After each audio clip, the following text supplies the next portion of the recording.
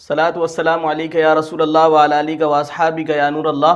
انشاءاللہ آج بسم اللہ الرحمن الرحیم تسمیہ کی ترکیب کریں گے۔ بسم اللہ الرحمن الرحیم، بحرف جار، اسمی مضاف، اللہ اسم جلالت موصوف، الرحمن صیغہ صفت، ہوا ضمیر مرفوع متصل، راجع بسوء موصوف کے اس کا فاعل، صیغہ صفت اپنے فاعل سے مل کر شبہ جملہ اسمیہ ہو کر صفت اول ہوئی اللہ اسم جلالت موصوف کی۔ الرحیم صیغہ صفت، ہوا ضمیر مرفوع متصل، مستتر راجع بسوء موصوف کے اس کا فاعل، صیغہ صفت اپنے فاعل سے مل کر شبہ جملہ اسمیہ ہو کر صفت ثانی ہوئی موصوف کی، موصوف اپنی دونوں صفات سے مل کر مضاف الیہ ہوا، اسمی مضاف کا اور اسمی مضاف اپنے مضاف الیہ سے مل کر مجرور ہوا بحرف جار کا، جار مجرور سے مل کر متعلق ہوا۔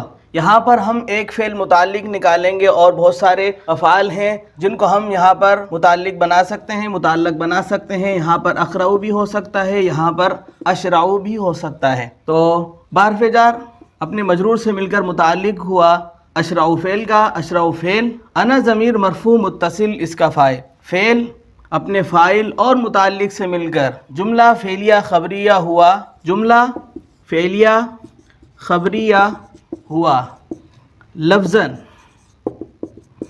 اور معناً انشائیہ ہوا، معناً جملہ فعلیہ انشائیہ ہوا۔